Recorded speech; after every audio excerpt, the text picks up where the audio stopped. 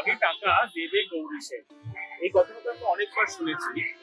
নমস্কার, আপনাদের সঙ্গে আমি কুণাল। আজ বলবো সেই গৌরী সেনের গল্প।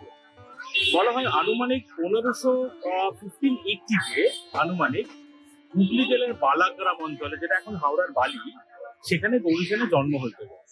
অনেকে বলে না, উনি জন্মেছিলেন বহরমপুরে। তারা ছিলেন 7 ভাই। গৌরী সেন ছিলেন সবার ছোট। বলা হয় 1599-এ গৌরী সেন চলে আসেন ব্যান্ডেলে। তখন ব্যান্ডেলে পর্তুগিজরা ছিল। গৌরী সেন ব্যান্ডেলে এসে ব্যান্ডেল চার্চের দিওয়ান হন এবং সেই দিওয়ান হিসেবে তিনি বেশ কিছু বছর কাজ করেছিলেন। তারপরে 1632 সাল আনুমানিক গৌরী সেন চলে আসেন কলকাতায়। কলকাতায় এসে গৌরী সেন পার্টনারশিপ করলেন বৈষ্ণব দাস শেঠের সঙ্গে। বৈষ্ণব দাস শেঠ সেই সময় ছিলেন বড়বাজারের একজন বড় ব্যবসায়ী। তার মূল ব্যবসা ছিল কাপড়ের, তেলের, দস্তার আর শস্যের। এনার সঙ্গে পার্টনারশিপে গৌরী সেন শুরু করলেন ব্যবসা। তিনি বিভিন্ন জায়গা থেকে শস্য এনে সেগুলোকে নৌকোতে করে আরো অন্যান্য জায়গায় রপ্তানি করতেন। এইভাবে কিন্তু আস্তে আস্তে ব্যবসা বেশ খুলে থেকে উঠলো। তিনি পাহাড়িতলা অঞ্চলে একটা বাড়িও বানান। সেই সময় কোনো এক সময় শোনা যায় যে প্রায় 7খানা মতন দস্তা বোঝাই নৌকো ডুবি হচ্ছে এবং সেখানকার নৌকোগুলো থেকে দস্তা তোলার জন্য নিলাম ডাকা হয়েছে।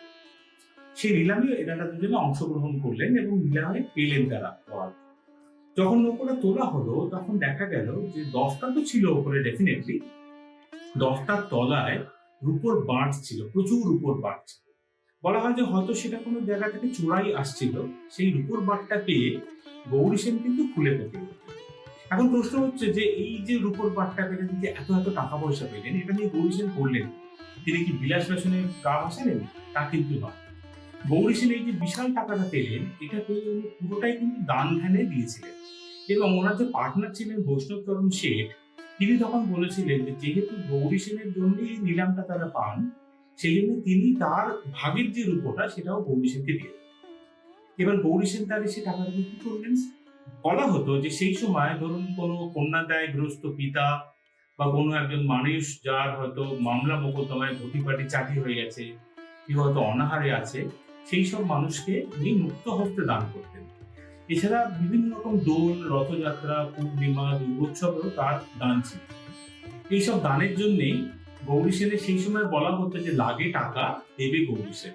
মানুষটা মারা যান 1667 খ্রিস্টাব্দে, প্রায় 360 বছর আগে। কিন্তু দেখুন, 360 বছর আগে মানুষটা মারা গেছেন, কিন্তু আজও আমরা বলি লাগে টাকা দেবে গৌরী সেন। নমস্কার, আপনাদের সঙ্গে আমি কুণাল। এরকম যদি আরো অনেক ইন্টারেস্টিং গল্প শুনতে চান তাহলে অবশ্যই আমার চ্যানেল সঙ্গে কুণাল সাবস্ক্রাইব করুন ইউটিউবে, আর ফেসবুকে এবং ইনস্টাগ্রামে লাইক আর ফলো করুন। আজ এই পর্যন্তই। আবার দেখা হবে সামনের সপ্তাহে আরেকজন বাবুর গল্প নিয়ে। খুব ভালো থাকবেন সবাই। নমস্কার।